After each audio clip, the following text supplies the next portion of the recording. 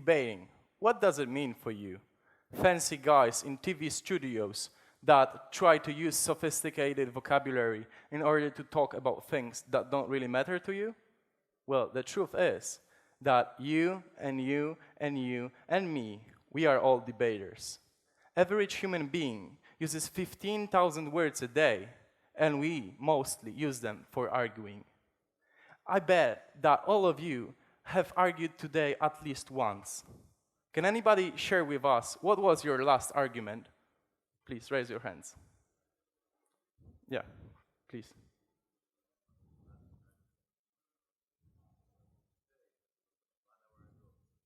But what was it about? What was the subject of this discussion?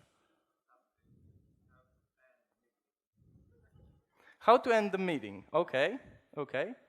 So this was a nice example of an argument that we can have. But there is much more beneath our debating world that we have every day.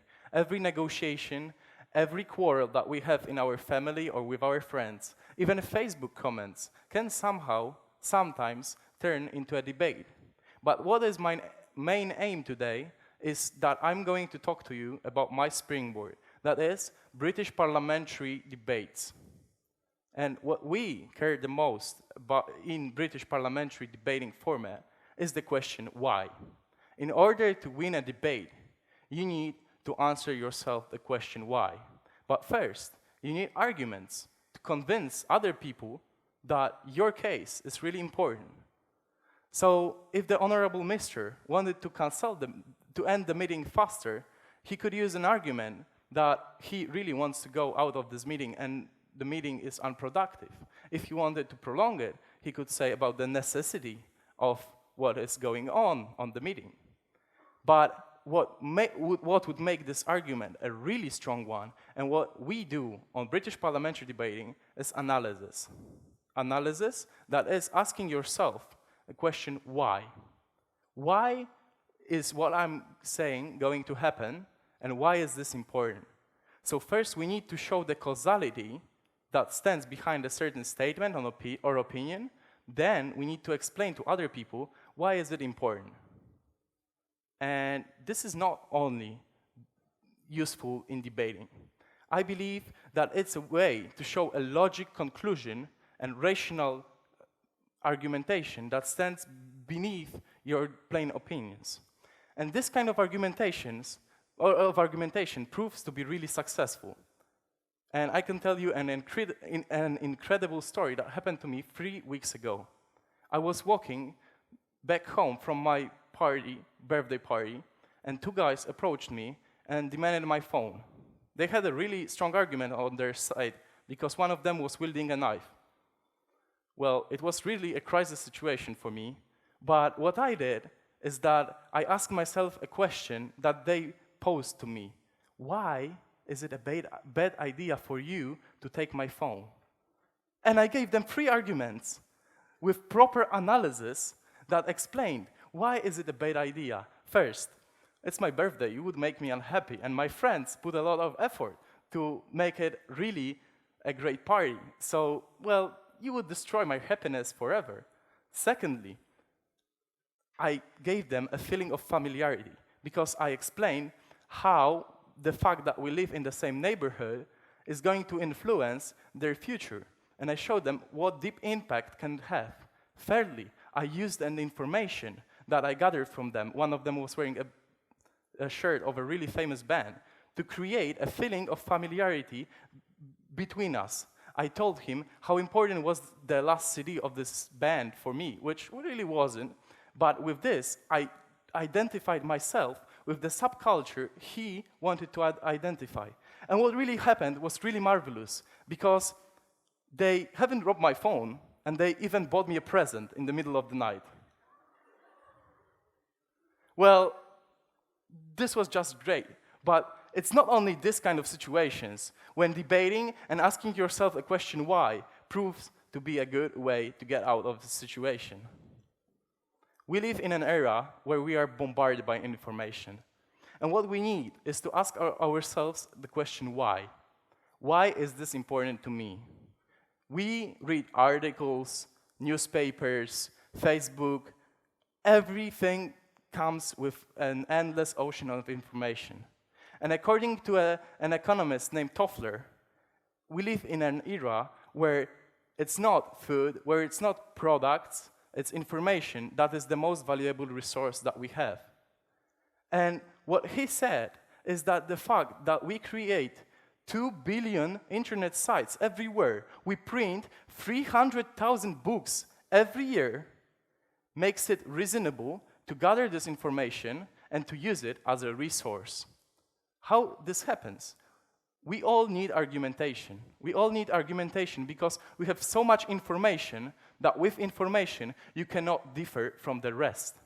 And what we need is not only talking about money, being competent on the work market and able to form arguments, but being persuasive enough to be communicative and to talk with other people in order to ensure that your position is going to be, that your position in the discussion is not going to be wasted on emotional arguments and useless pathos.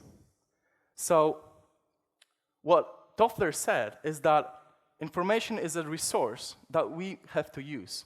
And what debating gave me is the ability to craft this resource of information by selecting the best information with asking myself the question why and forming the best arguments into a tool like arguments. This is like we are modern cavemen who select stones who are the best to craft a tool. We select information in order to craft arguments, which are our tool to communicate, because communication is modern day life standard, because this is what we do every day. Well, it's not only arguments and question why, which is important in the debating. What is also important is the structure of our speeches. On debating, in British parliamentary style, we have a certain manner of communicating. We use a structure that is really well defined. Why is it important? Because much of the time we spend on talking with each other, we diverge from the topic, not show the logic chain of events. We waste our time. And what modern day managers say is that 60 to 80% of their time is spent on trying to communicate things to other people. And I believe that it's due to the fact that we don't have a specific system with which we can communicate. In each discussion, we have one person that wants to communicate something to the other side and wants to make it without any misunderstandings. So what is the mean to solve this problem is that we need a system that would allow us to communicate in the most efficient way. We need a system that would allow us to show only what is the most important in our case. And that is the system that we implement on our debates in British parliamentary debating format. So, speaking of other benefits that I got from debating, first of all, on debating, you assume a random position. You do not represent your views. And what happened to me is that after debating motions from perspectives which were completely difficult to me, and I couldn't really tell anything from this perspective, I learned that maybe there is something in views from the other side, that maybe my arguments really have some reasoning behind them, even though if I do not agree with them. And what debating gave me by this is that I started to see world not only as black and white, as my good argumentation and the other people's opinions who are definitely bad. But how I benefited from debating is that I got an opportunity to think about each proposition and each statement in an individual way, to judge not on my opinions and emotions, but on reasoning behind it.